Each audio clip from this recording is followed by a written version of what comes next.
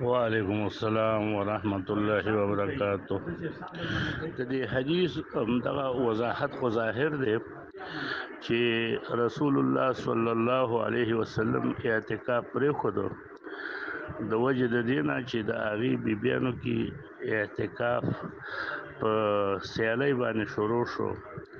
رسول الله صلی الله علیه وسلم اول عائشه رضی الله تعالی عنها ته اجازه وکړه او د نور بیبیانو د هغې سره د سیالۍ په خاطر چې موږ ټول رسول الله صلی الله علیه وسلم سره نږدې په یو جماعت کې په اعتکاف کې نو د سیالۍ د وجې نه هغوی خپلې خیمې نالې کړې.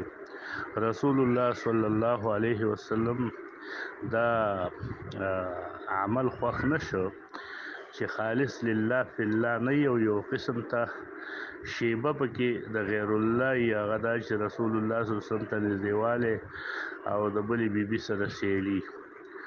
نو د دې وجه نه د هغویو د دې چې دې کې عبادت د هغوی خالص نه و، نو رسول الله صلی الله علیه وسلم خپل اعتکاف پرېښودو د دې دپاره چې دوی ته دا وښیي چې داسې عبادت په کار نه دی.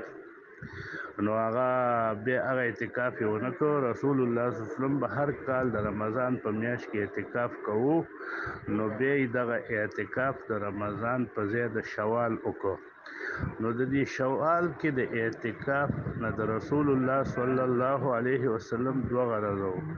یو خدا چې د رمضان اعتکاف پاتې شوی او عبادت پاتې شوی، نو رسول الله صلی الله علیه وسلم غوښتل که یو شي قضا ټوله ممکنه نه وي، یو چا نه یو نیک عمل فوت شي، نو که هغه بیرته په هغه وخت کې نه شي کولی نو د هغې وروسته مثل وکړي. نو رسول الله صلی الله علیه وسلم د یو مثل په لحاظ سره په شوال کې اعتکاف وکړو او دا یې امت ته هم ښودله چې دا اعتکاف یو خو د رمضان د میاشتې دی، د دې نه علاوه هم اعتکاف کېدلی شي، سړی 15 شپې هم کولی شي، شپږ هم کولی شي، 10 هم کولی شي او په غیر د رمضان نه هم کولی شي. اعتکاف چې جمعات کې کینی او د الله عبادت کوي دا کولی شي. په دې باب کې د عمر رضی الله عنه نه هم یو روایت دی چې هغه د جاهلیت په وختونو کې په حرم کې د شپې یا د ورځې اعتکاف یا د یوې شپې د یوې ورځې اعتکاف په ځان لازم کړو. بیا رسول الله صلی الله علیه وسلم نه پوښتنه وکړه چې کله فتح د مکه وشوه چې زما ځان باندې اعتکاف لازم کړی دی، رسول الله صلی الله علیه وسلم وکړه یوه شپه او یوه ورځ اعتکاف یې وکړه په حرم کې.